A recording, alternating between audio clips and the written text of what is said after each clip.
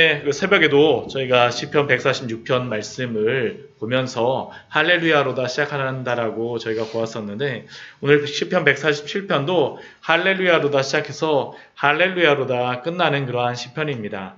할렐루야 우리 하나님을 찬양한 일이 선함이여로 시작해서 우리 마지막에 그의 법도를 알지 못하였도다 할렐루야로다 끝마치는 그러한 시편이죠. 할렐루야 시편이라고도 보통 시편 146편서부터 150편까지는 그렇게 말을 하곤 합니다. 할렐루야라는 그러한 의미는 다른 것이 아니라 오늘 새벽에도 이야기했었지만, 할렐루야라는 게 자랑하다, 높이다라는 의미고, 야라는 게 여호와라는 의미에서 하나님을 높이다, 하나님을 자랑하다라는 것이 바로 이 할렐루야다라는 그런 의미고요. 오늘 시편 147편은 하나님을 높이는 것, 결국 찬양하는 것입니다. 그래서 하나님을 찬양하는 그러한 내용들로 세 개의 부분들로 나누어져 있어요. 딱 보면 세 개로 다 보입니다. 하나님을 찬양합니다 하고선 쭉 하고, 하나님을 찬양합니다 하고선 쭉 나오는 게 바로 오늘 시편 147편의 그러한 말씀입니다. 우리 1절 말씀을 보게 되면 할렐루야 우리 하나님을 찬양하는 일이 선함이요 찬송하는 일이 아름답고 마땅하도다라고 말씀하고 있죠. 찬송하라라는 그런 것으로서 찬송하는 것이 마땅하다. 우리 7절 말씀을 보아도 감사함으로 여호와께 노래하며 수금으로 하나님께 찬양할지어다. 우리 또 이렇게 말씀하고 있죠. 또 우리 12절 말씀을 보면 예루살렘아 여호와를 찬송할지어다. 시온아 내 하나님을 찬양할지어다.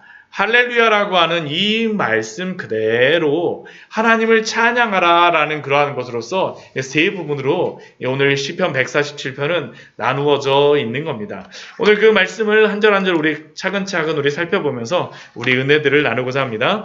먼저 우리 시편 147편 1절서부터 우리 6절까지의 말씀에서는 흩어진 자들, 상심한 자들, 그러한 자들의 상처를 싸매시는 그러한 하나님의 은혜에 대하여서 우리에게 말씀하고 있습니다. 먼저 우리 할렐루야 우리 하나님을 찬양하는 일이 선함이여 라는 말씀으로서 시작하고 있죠. 하나님을 찬양하는 일이 선함이여 옳습니다. 하나님을 찬양하는 일이 옳고, 하나님을 찬양하는 일이 아름답고 마땅합니다. 이것이 찬양하는 것이 가장 아름답고 마땅하고 이것이 옳다라는 것이 바로 이 시편의 기자의 그러한 오늘 시편 147편을 시작하면서 고백하는 그러한 노래입니다.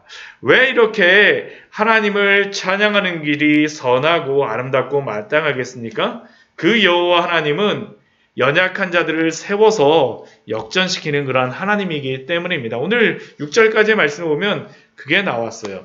우리 2절 말씀을 보면 여호와께서 예루살렘을 세우시며 이스라엘의 흩어진 자들을 모으시며 라는 그러한 말씀을 하고 있어요. 모으신다라고 말씀하세요. 지금 이 2절 말씀 같은 경우는 이스라엘의 역사에서 어떠한 게 우리로 하여금 떠오르게 하냐면, 이스라엘이 바벨론에 멸망하고 난 후에 하나님께서 바벨론에서 다시 이스라엘 백성들을 불러주셔서 70년간의 그러한 바벨론의 그러한 포로 생활들을 마치고 이스라엘 사람들을 불러주심으로 말미암아 다시 예루살렘을 세우는 그런 것들을 우리에게 생각나게 하죠. 이스라엘 백성들이 그 바벨론으로 다 붙잡혀져 갔을 때 예루살렘은 어떻게 됐습니까? 다 무너져 버렸죠. 다 무너져 버렸습니다. 근데 하나님께서 어떻게 하십니까? 하나님께서 포로되었던 이스라엘 백성들을 귀환하게 하심으로 예루살렘 성전을 세우시고 또한 성벽을 재건하셨습니다.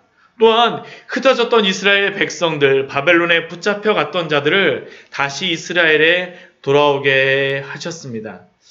이것이 우리가 시간이 지나서 보니까 그렇게 됐네 라고 생각을 하지만, 70년 동안 진짜 이스라엘이 바벨론의 포로로 있다라고 하면, 바벨론의 그 포로로 잡혀갈 때 70년 후에 너희들이 다시 돌아올 것이라는 그러한 이야기를 들었을 때 이게 정말 이루어질 것인가 라는 그러한 생각들이 그들의 마음속에 여러 가지 생각들이 많았겠죠. 그 일을 당하는 순간에는 그러한 일들이 실제로 다시 돌아오는 것들이 요원해 보였을 것입니다.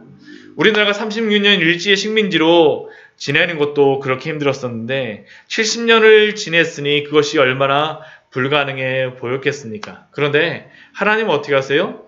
예루살렘을 다시 세우시고 이스라엘의 흩어진 자들을 모으셨습니다.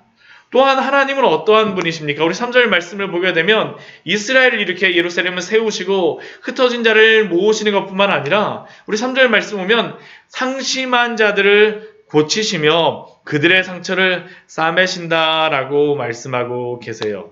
여기서 상심한이라는 그러한 의미는 우리나라 지금 의미하고 비슷합니다. 이게 상처난 마음이라는 거잖아요. 근데 이게 원어적으로 보게 되면 상심하다라는 이게 무엇이냐면 깨진 마음이 바로 상심한 마음입니다. 마음이 깨어진 사람들을 하나님이 고쳐주시고 또한 그들의 상처를 싸매어 주십니다. 이것을 누가 하세요? 하나님이 하십니다. 우리가 예수님을 만났을 때 바로 이러한 일들이 있게 되죠. 우리의 마음이 변화되지 않습니까? 우리의 깨어진 마음을 예수 그리스도 안에서 하나님은 고쳐주십니다. 예수님을 따라다녔던 그 사람들, 우리가 마태복음 계속 말씀을 보고 있지만 그 사람들을 한번 생각해 보십시오. 예수님과 함께 다녔던 사람들, 그들은 공통적으로 한결같이 그 마음이 깨어진 자들이었습니다. 고아나 과부나 창녀나 세리들, 그러한 자들이 예수님을 따라다녔었죠. 예수님의 주변에 있었던 자들이 아닙니까? 세상에 상처받아서 깨어졌던 사람들, 사람들에게 상처받아서 깨어졌든 자신의 한계를 보고 깨어졌든, 그러나 예수 그리스도 앞에 나와서 그분을 만나게 될 때 무엇이 있었습니까? 그들의 깨어진 마음이 회복되어지지 않았습니까? 이게 바로 오늘 그 말씀이죠. 상심한 자들을 고치시며. 우리가 예수님을 만났을 때 이러한 게 있죠. 저도 예수님을 만났을 때 바로 이러한 고백이 저희 안에 있었음을 기억합니다. 제가 나의 그러한 연약함을 보았었을 때, 나는 정말로 아무것도 아니구나라는 것을 깨달았을 때, 근데 예수님을 만나고 나니까 나는 아니라는 것은 계속 맞더라고요. 근데 더 중요한 것은 무엇이냐면 나는 연약하고 나는 부족함에도 불구하고 예수 그리스도 안에서 내가 이 모든 것들을 감당하게 하시는구나라는 것들을 깨닫게 되니까 이 상심한 마음들, 할 수 없었던 그러한 자신감도 생기고 없었던 희망도 생김으로 말미암아 이러한 일들을 감당하게 하시지 않습니까? 그리스도 안에서 하나님께서 그 깨어진 마음을 고쳐주시기 때문입니다.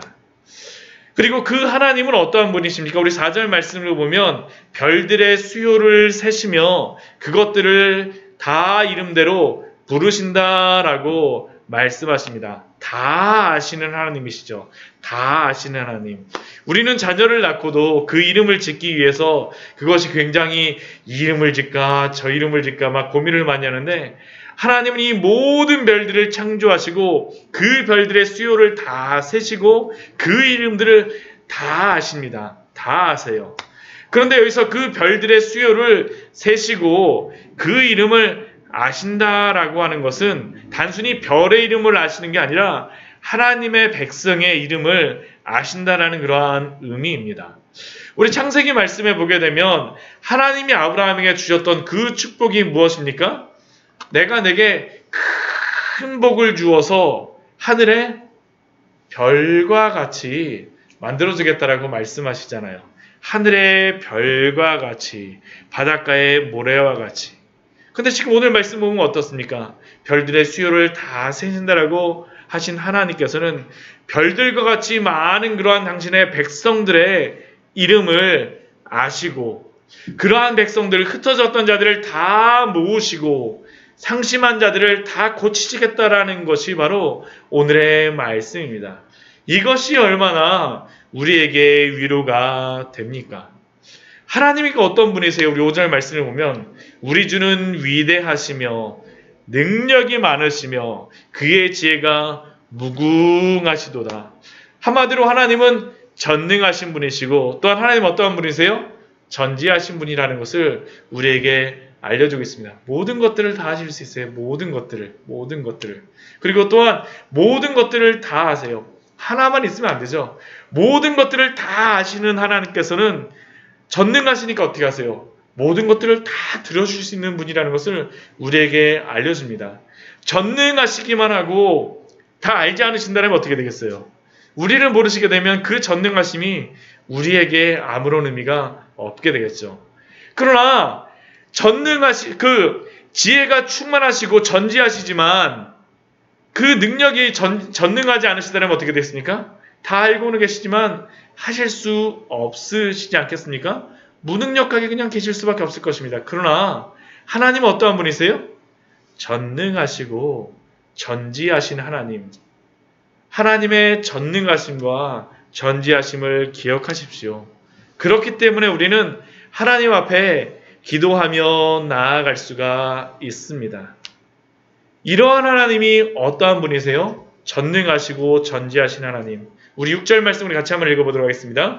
여호와께서 겸손한 자들은 붙드시고 악인들은 땅에 엎드려 뜨리시는도다. 역전의 하나님이시죠. 역전의 하나님이세요. 전능하신 하나님께서, 전지하신 하나님께서는 겸손한 자들은, 스스로 마음이 깨어진 자들, 이 세상에서 흩어진 나그네와 같이 거류민과 같이 여기는 자들을 하나님이 붙들어 주시고 악인들은 엎드러신다라고 말씀하십니다. 이 하나님을 의지하시는 우리 귀한 성도님 되시기를 축원합니다. 이 하나님을 의지해야 되죠. 하나님 의지해야 돼요. 정말로 하나님. 그 뒤에 말씀에 보게 되면 또 우리 7절 말씀 보면 하나님을 찬양하라 라고 우리에게 말씀합니다. 여호와께 노래하며 수금으로 하나님께 찬양할지어다.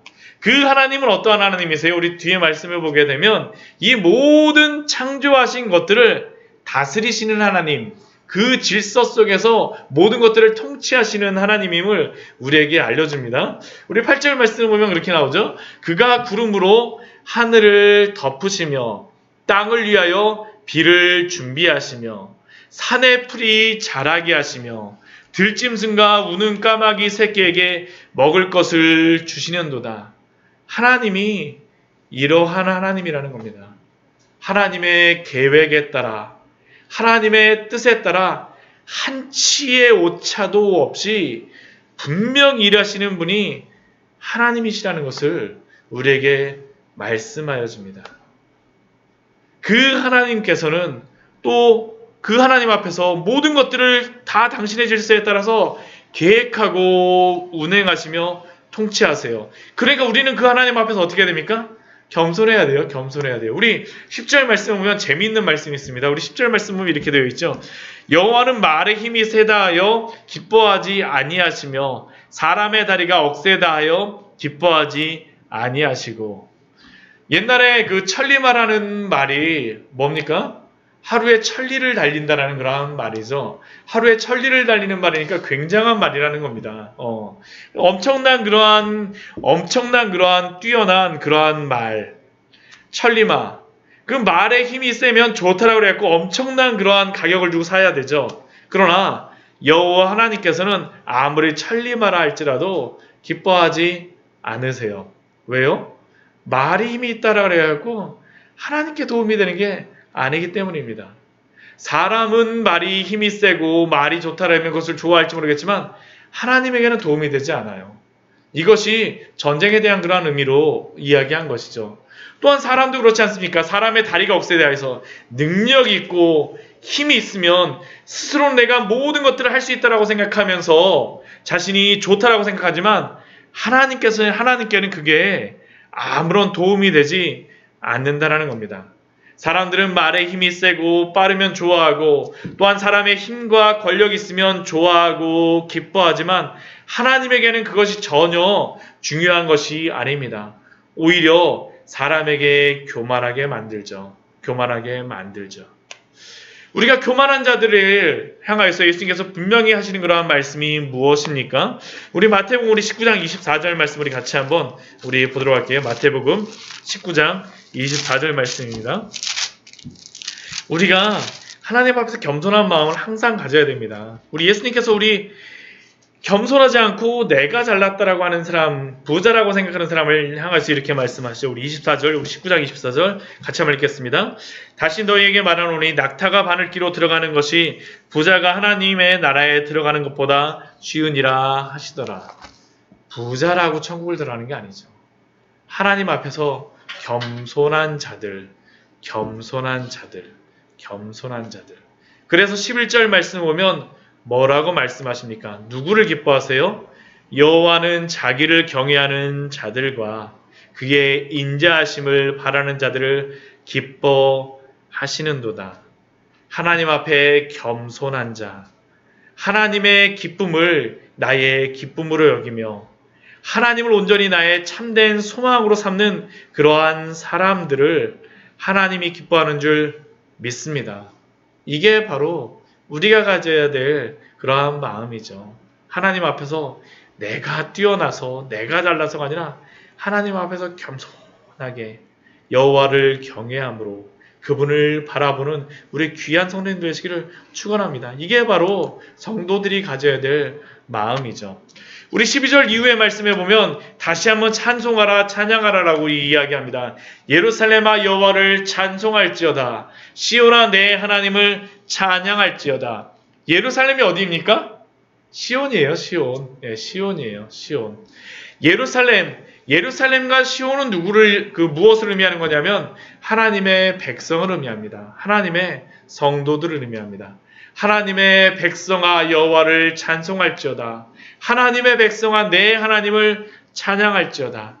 그 하나님을 찬송하며 찬양하는 그러한 자들에게 축복을 주세요. 어떠한 축복을 주십니까? 내 문빗장을 견고히 하시고, 사람이 견고히 하는 게 아니라 하나님이 견고히 하세요. 이스라엘 백성들은 아까도 이야기했었지만 바벨론이 쳐들어왔을 때 바벨론에게 멸망하지 않기 위해서 그 문빗장을 더 견고하게 하고 더 성을 쌓고 열심히 그것들을 방어를 했지만 어떻게 돼요? 멸망할 수밖에 없어요. 아무리 문빗장을 내가 견고하게 한다 할지라도 하나님이 무너뜨리시면 아무것도 아니죠. 근데 어떻게 해요? 하나님이 다시 불러오시잖아요. 흩어진 자들을 불러오시고 상심한 마음을 다시 하나님께서 회복시키시는 것들, 그러한 성도들의 문빗장을 하나님이 견고하게 하시고 또 무슨 복을 주세요?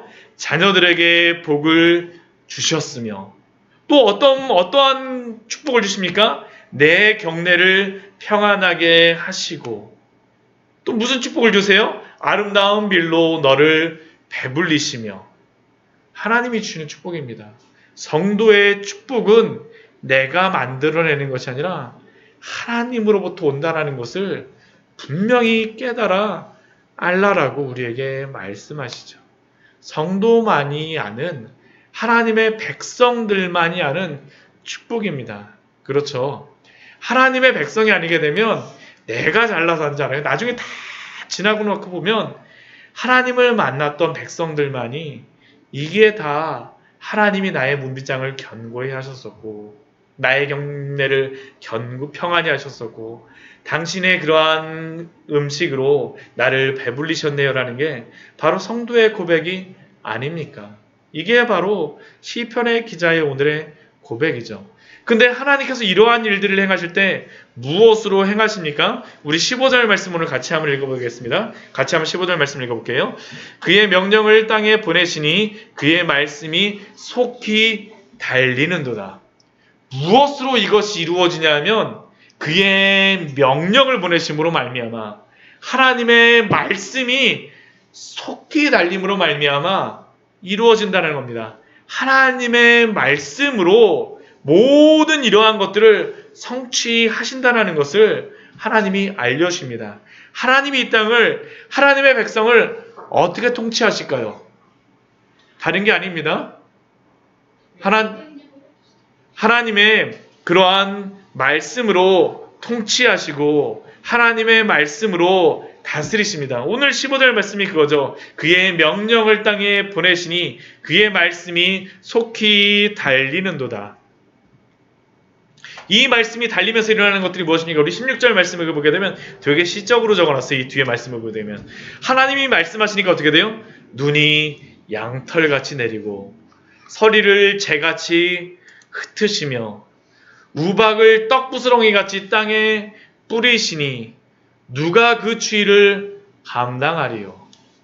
하나님이 말씀하시니까 이 땅에 겨울이 온 것이죠. 그런데 또 하나님이 말씀하시니까 어떻게 됩니까? 18절 말씀 보면 그의 말씀을 보내시니까 그것들을 녹이시고 하나님의 말씀을 보내시니까 그 바람을 불게 하심으로 물이 흐르게 되는 줄 믿습니다.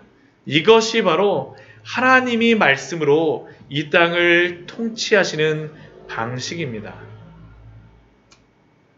이것 실제로 일어났던 때가 있었죠. 실제로 보여줬던 때가 있어요. 언제입니까? 예수님이 이 땅 가운데서 그것을 보여주시지 않으셨습니까? 우리가 마태복음 말씀을 통하여서 우리가 계속 보고 있지만 예수님이 문둥병자를 만나셨을 때 어떻게 하세요? 고쳐주세요. 말씀하고 만지심으로 고쳐주시고 또한 그 백부장의 그러한 하인도 어떻게 하세요? 말씀만 하시니까 고쳐주세요. 이제 이번 주에 보게 되겠지만 예수님께서 말씀하시니까 이 파도와 바다의 그러한 물길이 어떻게 돼요? 잠잠해져요. 예수님이 말씀하시니까 어떻게 돼요? 귀신들이 물러납니다. 성자 예수님께서 실제로 이 땅 가운데 말씀으로 모든 것을 통치하심을 실제로 보여주신 것입니다. 그것을 오늘 시편 기자는 이러한 자연의 만물을 통하여서 말씀하시는 것이죠. 어떻게 하나님께서 오늘도 우리의 삶을 인도하시겠습니까? 오늘도 우리에게 말씀하심으로 통치하시는 줄 믿습니다. 이게 바로 하나님이 우리의 삶 속에서 인도해 주시는 방식이에요. 저도 항상 이것 의지하고 나아가는 거죠. 하나님의 백성도 이것으로 다스리십니다. 19절 말씀 보면 그렇게 나오잖아요. 그가 그의 말씀을 야곱에게 보이시며 그의 율례와 규례를 이스라엘에게 보이시는도다. 하나님의 백성에게 말씀을 보이시고 하나님의 백성에게 그 율례와 규례를 보이심으로 말미암아 그들의 마음을 깨시고 상처난 마음, 깨어진 마음을 회복시키시고 흩어졌던 그러한 모든 성도들을 다 돌아오게 하시는 것이 바로 하나님이 그 말씀을 통해서 이루시는 것입니다. 우리의 돌과 같은 마음도 하나님이 기경하시죠. 기경하세요. 우리 에스겔서 우리 11장 19절 말씀 보면 이러한 말씀이 있습니다. 내가 그들에게 한 마음을 주고 그 속에 새 영을 주며 그 몸에서 돌 같은 마음을 제거하고 살처럼 부드러운 마음을 주어. 정말로 하나님께서 우리의 마음을 이렇게 만들어 가시지 않습니까? 예전에 제가 신학교에 가기 전에 성경에 대해서 잘 알기 전에는 어떠한 특별한 기적이 있어야지만 사람들이 예수님을 믿고 변화된다라고 생각했던 때가 있었습니다. 그런데 제가 성경에 대해서 더 깊이 알고 하나님의 말씀을 더 묵상하다 보니까 알게 된 것이 무엇이냐면 기적이 사람을 변화시키는 것이 아니라 오직 말씀을 통하여서 하나님께서 성령을 통하여서 우리의 마음을 변화시키신다는 것을 알게 되었습니다. 그리고 이것을 알게 되니까 다른 기적들을 바라는 것이 아니라 성령님께서 말씀을 통하여서 우리의 마음을 변화시키시고 이 교회를 세우실 것들을 날마다 기도하게 됩니다. 성령님께서 말씀으로 우리를 변화시키를 소원하십시오. 이게 너무나도 중요합니다. 또한 우리 20절 말씀에는 또한 이런 말씀으로 마치고 있습니다. 그는 어느 민족에게도 이와 같이 행하지 아니하셨나니 그들은 그의 법도를 알지 못하였도다. 이것이 이전에는 이 앞에는 이스라엘 민족과 이방인에게 나누어져서 적용되어졌으면 이스라엘 백성들에게만 말씀을 보이시고 이방인에게는 하나님의 말씀을 보이시지 않으셨지만 지금 어때요? 모든 이방인에게도 지금 이제 말씀을 보내시죠. 우리 20절 말씀은 어느 민족에게도 이와 같이 행하지 않으셨다라고 하지만 예수님이 온 후에는 우리 모두에게 하나님의 말씀을 볼 수 있는 그러한 은혜를 주셨어요. 그런데 그럼에도 불구하고 하나님의 말씀을 볼 수 있음에도 불구하고 변하지 않는 일들은 동일하게 있습니다. 왜 그런 일들이 벌어지겠습니까? 하나님이 믿게 해주셔야 되기 때문입니다. 어떠한 사람들에게는 동일한 복음을 전하면 회개하고 돌아오지만 어떤 사람은 배척하는 경우도 있고 동일한 사람이라 할지라도 어떤 때는 복음을 배척하지만 그러나 하나님의 때가 되면 회개하고 돌아오게 되지 않습니까? 그렇기에 이 구원의 모든 문제도 하나님께 맡기고 우리는 나아가야 됩니다. 오늘 말씀을 통하여서 하나님이 그것을 알려주시죠. 오늘 말씀을 통하여서 하나님이 모든 것들을 통치하시며 말씀을 통하여서 모든 것들을 새롭게 하시는 그 은혜가 우리의 마음속에서도 또한 우리가 만나는 모든 사람 속에서도 광야의 샘교회 안에도 우리의 가정에도 우리의 자녀들에게도 이러한 은혜가 있기를 축원합니다. 이러한 것들 마음 가지고 할 때 어떻습니까? 할렐루야죠. 할렐루야. 할렐루야. 할렐루야로 시작해서 할렐루야로 마치는 우리의 삶들 오늘도 이 저녁 같이 기도하며 나아갈 때 그러한 은혜를 누리기를 소원합니다. 잠시 같이 기도하도록 하겠습니다.